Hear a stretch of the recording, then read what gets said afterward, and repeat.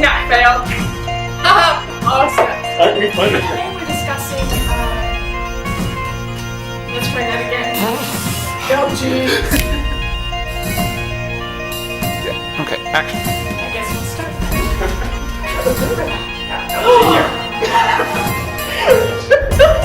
It's a good thing we're professionals here. God's sake. Okay. What are you laughing at? Wow. Good. That's what I was aiming for.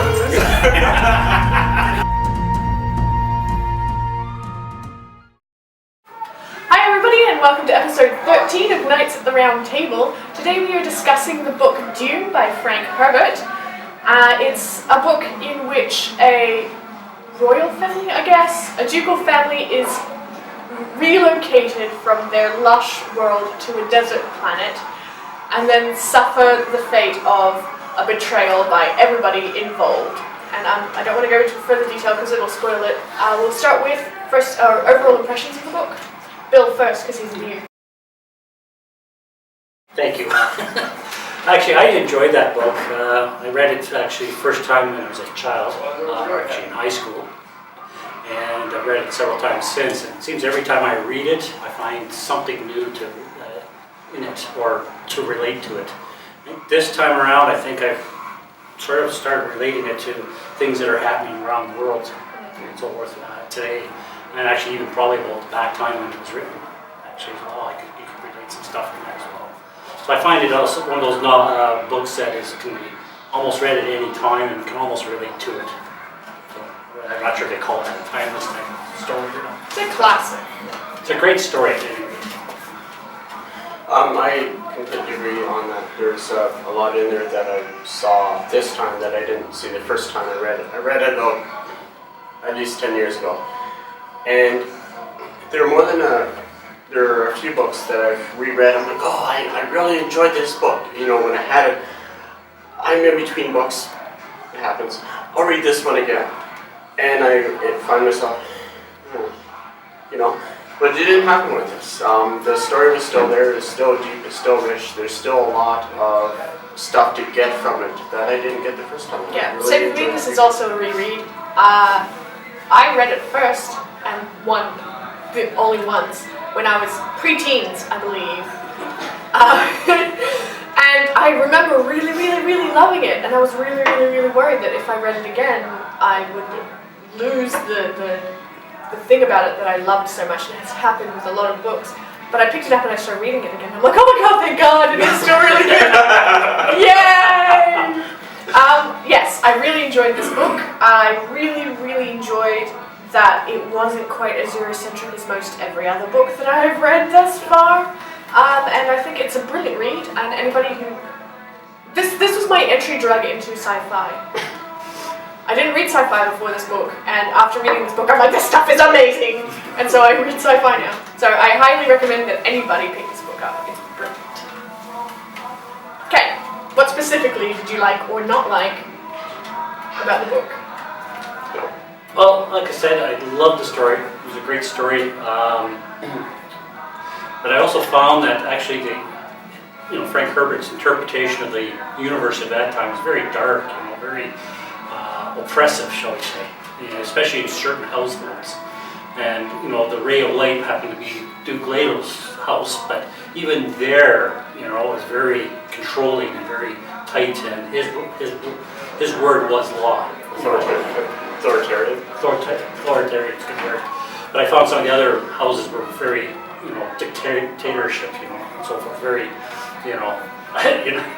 just off with his head, Like the Harkins. The Harkins, for whatever reason. It doesn't have to be a major slight, just even a minor. Well, you put your fork on the wrong side of the table, off of his head type of deal. That's sort of the character, and just sort of it was really dark in that regards. And here's this, Paul Medea coming in as the savior, shall we say. And, but it doesn't end with him, the first book, or Dune, ends basically with him sort of taking control, but from there, the story unfolds further on in other books. Frank Herbert, he did spend a little bit of time in the military, briefly, but he did spend some time. I kind of wonder if perhaps what in World War II specifically. So I kind of wonder if that had a play as far as maybe the darker elements. Maybe he saw some stuff that just kind of played out in the book that you put in, you change into other ones, you know. But what I liked about it too is the rich cast, the characters and all that. They didn't feel like just some books you read and there's 3 or 4 characters and these are thought out and they're fleshed out and the rest are cardboard cutout for scenery. And I need an extra character in there to bring this point out. Rough story, okay, throw it in. And he didn't do that. They all felt real, they all felt a part of it. And there's a fairly rich cast on that, which was a nice change from some of the books that we read. One of the books we previously reviewed had 3 named characters in it. It was 4, but less than half dozen characters. So remember David Eggleton? Oh, David Eddings, yeah. Yes. That one. Whatever, I still like that book. It's funny as hell. But anyhow, the rich cast was really nice and helped to really draw me into the book, I felt. I liked the darkness. Funny, Matt. I did. I felt it. Maybe it's because I have an obsession with the way people react under pressure. But in horrible situations, I really like reading about the way people react. And so the darkness, I think, was it Lao Tzu who said, hold a man over a volcano and you will find who he truly is. And so I think that's why I like it so much, because you find out who these characters really, really, really are. And it's a thing that I both love and loathe about the book is Paul's progression. He starts out as just a basic, smaller than average 15-year-old kind of figures stuff out, and then he becomes Muad'Dib. But in that progression, you can see him slowly losing his humanity. And so by the end of the book, even though he's the hero and he's victorious, I found it really difficult to be celebrating that, because he went from his father's son to sort of his grandfather's protege. His grandfather was not a nice man. Well, I also read in there, I thought that Paul tried to fight that throughout the whole book. He was really fighting it, and finally he just gave up and embraced it. No, what he was trying to stop was the jihad. Yeah. And so, which he managed to do, but it didn't Actually, make him a better person. He did not actually. I don't want to hear about the rest of the I'm story. not saying that. This book. It was towards the end of the book where he said, it's going to happen with whether I live or die. There was a portion in the book where he said, it's going to happen whether I live or die, the jihad's going to happen. And it's either I'm going to lead it or I'll be the martyr of it. I don't remember that. Yeah, that was in there. So You should remember things like that. So at the end, it was more or less he was just embracing his destiny, for good or for bad. He picked his path, he picked the future path, and you can see over all the dunes along the way, right? Yeah. Some in the shadow. The darker end of things, and I quote Lao Tzu, and I was thinking about when I was reading this, I'm like, I wonder if Frank Herbert did any studies of Nietzsche. Entirely possible. Because that would explain a little bit. But I don't know, it wasn't something that I could dig up. I tend to like to do a little bit of research, and things are a little bit easier to find with the internet, but not so much when this came out in 57 or something like that. Yeah, So, yeah. 65 actually. Was it 65? Was it, That was the first publication? First publication. Not the book, but started off as a Sorry, as a short story. short story in parts. Yeah. So he did that over progression, tied it together, and put in a bunch of filler. Not filler, but These lines are mostly filler. but filled it out as a full book. Yeah. And then published it. So perhaps I never actually found out the separation. Maybe the mini publication started in 57. But anyhow, a while ago, so it's a little bit harder to find. But if you did, don't explain it.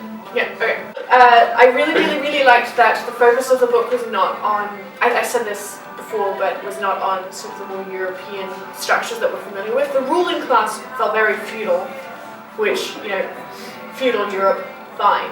But the majority of the book was spent with the freemen, and they felt more Middle Eastern, slightly Bedouin kind of, and I really enjoyed that because we don't get enough of that kind of diversity, I think, in most of the sci-fi stuff that I've read anyway. It doesn't have that kind of perspective, and I really enjoyed that. Fair enough. There's typical tropes within each, whether it's fantasy or sci-fi, and within science fiction, there's certain aspects that are, you do this, you do this, you do this, you do this, and you fill in the gaps in between. Now you have a book. I stayed away from a few of them, including robots and a lot of computers. Yeah, I really liked that it took place after the Butlerian Jihad, which was a fight against machines that can think of themselves. So Skynet lost, basically. Yes. And there was now a prohibition against machines that thought like humans. So there were no computers or anything like that, other than obviously like shipboard navigation and that kind of thing. Yeah. Well, one of the things I was reading, I did a bit of research prior to looking at this, or after I read the book. One of the things about Dune, and I think they also related it to Robert Heinlein's Stranger in a Strange Land. They were a couple of the first science fiction books that they termed soft science fiction, and hence the fact that the book didn't center around the technology, but around the story and characters. Is that what soft sci-fi is? Apparently. Oh, okay. So instead of trying to wrap yourself around the technology, being the up Scotty and at the time, he delved more into the humanity and the story of what the future is going to look like. That's probably why I liked it so much, because I'm not a techie kind of person. We often fight technology, and technology always wins. And I liked that the technology was incidental to the story. It wasn't the story. It was just part of the world, and I really enjoyed that. The thing I found out as far as this goes, I read a wide variety of stuff, but I do like fantasy and I do like sci-fi. And can't remember who it was, but he was commenting about Dune, saying that he doesn't really have anything to compare it to as far as the quality of the book, other than Lord of the Rings. Oh, this is the afterword by Brian? Yes. Yeah. He said that Dune was basically the Lord of the Rings. What Lord of the Rings was to science, to fantasy, Dune was to sci-fi. Yes. I agree with that. Yeah. And I find that Dune, though, is kind of almost maybe not quite a halfway point, but in between with the fantasy and the sci-fi. You got the sandworms, you got this alien world, you got these things that are not quite human, and except you have space travel, except you have some tech that makes it sci-fi. It now has to be sci-fi, but there's a lot of fantasy elements that are put in here that if you took out the space travel, it'd be a fantasy novel. I don't know, because even when it comes down to the humanitarian, or the human stuff, the whole taking control of your own body, using your mind to control the pain, etc., etc., that they talk about, even in the religious aspects, that seems pretty, granted, sub-science, as psychology and some branches of anthropology really are, but it still seems enough sciencey that it wouldn't really be fantasy so much.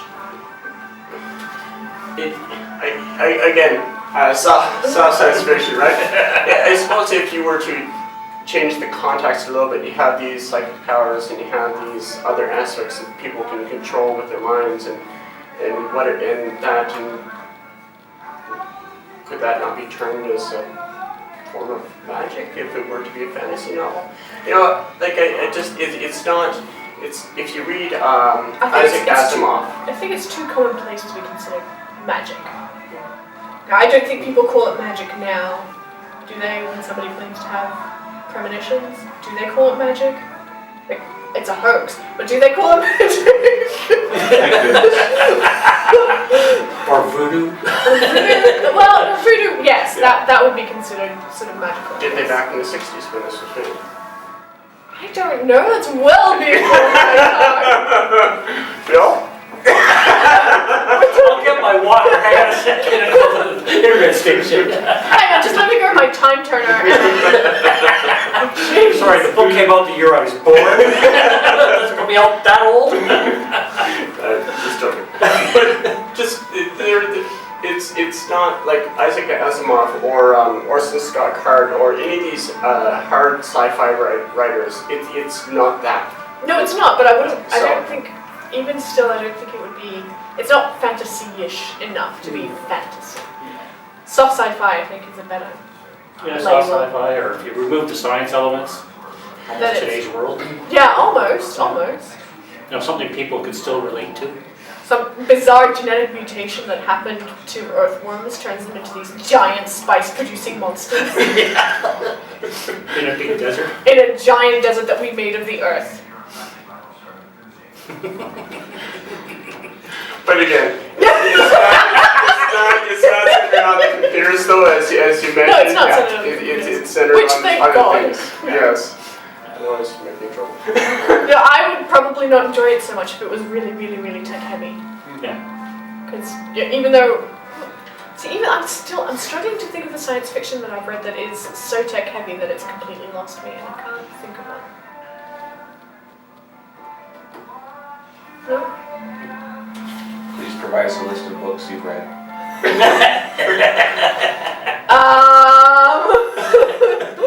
How many pages? Oh God, so the list will be going on forever. Although mind you, sci-fi isn't the bulk of what I read, that's true. One of the things I also read was that Frank Herbert was an ecologist or I guess environmentalist. And it does come out in Dune. No, yes? Not as heavily as some of his other writings, but it does come out. Particularly, I remember the one chapter where Dr. Kynes is dying in the desert, and he's talking to his father, and it's very much, the environmentalist type of discussion of, rooting the planet or the ecology of the planet, treating the ecology as a system as opposed to individual components, Yeah, and so forth. So I found that kind of fascinating, actually. yeah. And one of the things that I pulled out of this particular reading, Which is also why I think the comparison to Lord of the Rings is relevant and accurate, because Tolkien was also an environmentalist and quite worried about the destruction we reap. Although in this one, it was sort of the reverse. It was, you have a desert planet, and people are dying of thirst. We're going to make it so nobody's dying of thirst. So it's a very slow sort of building up of a wet ecology with enough desert left over for the continued manufacture of spice. The epitome of basics of yeah. That word. I know, right? Human struggle coming up against the. Thank you. Just coming up against your opposition, whatever the struggle may be, and overcoming it so that you're stronger, and so that you can grow on that. I think is one of the basics in the book. To come against a hardship, to endure it, to withstand it, to defeat it, and to be stronger for it, and to be better for it. And I think that is one of the underlying themes throughout the book, throughout this whole book. There are more major ones, the ecology in that, but I do find that being in there. One of the things from Paul said in the book there, the main character, he's like, we came from Caladan, a paradise world for our form of life. There existed no need on Caladan to build a physical paradise, or a paradise of the mind. We would see the actuality all around us, and the price we paid is the price men have always paid for achieving a paradise in this life. We went soft. We lost our edge. So there was no struggle, there was no reason to push him to improve. And being tossed onto Arrakis, now they had that struggle again, and he had to adapt, and he had to improve, and he had to become a better person for it all. A stronger character. Okay, that's better, yeah. Than a person who was not at the end of the book. I like the idea of tough conditions making people tougher. What I don't like, and I find this is entirely forgivable, I guess, because of the time that it was written, but I'm really very tired of the trope of the foreigner coming into a native culture and then saving it. For once, I would like one native person to go into the ruling class and say, you're doing everything wrong, and then saving the ruling class. That would be fun. But this is a very prevalent trope, even today, and I am guilty of it myself in books that I have written. So, even with that, even though I was kind of like, okay, it's this again, I still really enjoyed it. It was still a really good story, so it didn't feel as superior, I guess, suffering from the same superiority complex that some of these storylines do. I think maybe that's why I enjoyed it a bit more. And it was written 50 years ago, so you're saying it's a trope. Well, now it is. Now it is. Back then, maybe no, it kind of always has been, though. Really, I mean, it's held over from colonialism, I think. There are bits and pieces of that within the book too. When you talk about some of the religion of the Fremen people, or the religious practices, they seem to be stemmed from the missionaries that the Jesuits had sent in. Yes. And some of that's still prevalent. The legend or the prophecy of Moadi. Yeah. Was very much. It seemed to have been introduced into their culture. As was the terraforming, the slow terraforming was introduced into their culture. Funny thing is, their culture was not actually native to Arrakis. Arrakis. That place. Sorry. Dune. The planet Dune. Unfortunately, the movie calls it Arrakis or something. Yeah, they called it something, and that sort of stuck in my mind yesterday. But anyways, not the movie. Yeah, but there were a couple scenes in the book where you talk about the Fremen people not coming from Fremen, or from the planet itself, but through basically the diaspora of humanity throughout the galaxy or the universe. And that they share a common sort of thread ancestry as the Emperor shock troops. Yes, Was it the common ancestry, or was it? I got the impression it was a common ancestry. See, I got the impression that it was a common upbringing. Like the troops were sent to the prison planet and then made incredibly tough because of the incredibly tough conditions. And by the same token, the Freemen were made incredibly tough because of the incredibly tough conditions on their own planet. Yeah, I did get the same impression too. But that they shared ancestry? No, that they shared conditioning. Shared conditioning. Yeah. Okay. But I can't remember. I got that out of my impression from the. I think it was either Jessica or Paula taking the water of life. I think it was Jessica. Well, they both did. Yeah, I know that. But I think. See, I did read it. but the description, I think, for when Jessica went through that transition was more descriptive than when Paul went through it. Right? And I think that's where I got that impression from. Oh, okay. Yeah. I liked the religions in Dune, how they were a massive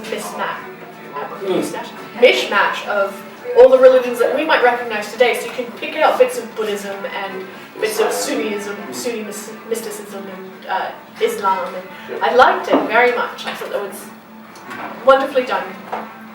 Because I think it would be true, 10,000 years from now, that all the religions may have mixed and mingled and then separated, and then mixed and mingled and then separated again. And so they wouldn't be entirely recognizable to us, but we would still see elements of the different faiths. I liked that. I agree. Even if you look at the religious aspect today compared to, say, 80 years ago, things have changed on that front. So what's to happen 10,000 years from now? Yeah, exactly. If we make it that long. Yes. Well, first we have to discover rice, right? Yes. And spice. One thing. Yeah, okay. Sorry, I was going to say, one thing that I didn't quite get was how the Duke later was such a pain in the ass to the Emperor, that the Emperor would devise this elaborate betrayal scam. I didn't get that, and I really, really, really want to know what he did that made the Emperor go, nope, I like you, Duke, but you gotta go. I think it had to do with Leo being fairly. He was wanting more power in his own way, in his own approach to it, not the Harkonnen style, I'll say. But in giving him Arrakis, though, he also knew that it was possible that if he was making headway with a friend, with the people there that had the... Yeah, but being sent there in the first place was the first part of the Emperor's betrayal, right? Yeah. Why? I want to know why!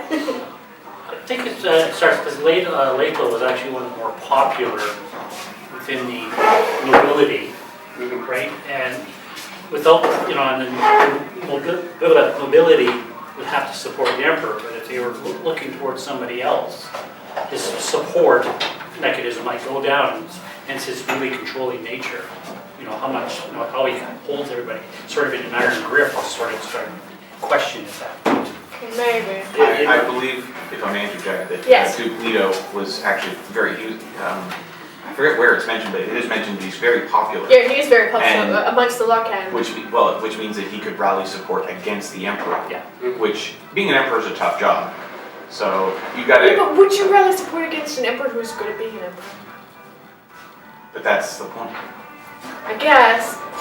Yeah, Yeah. I still want to know what specifically. I don't think it was anything specific, but so much the potential.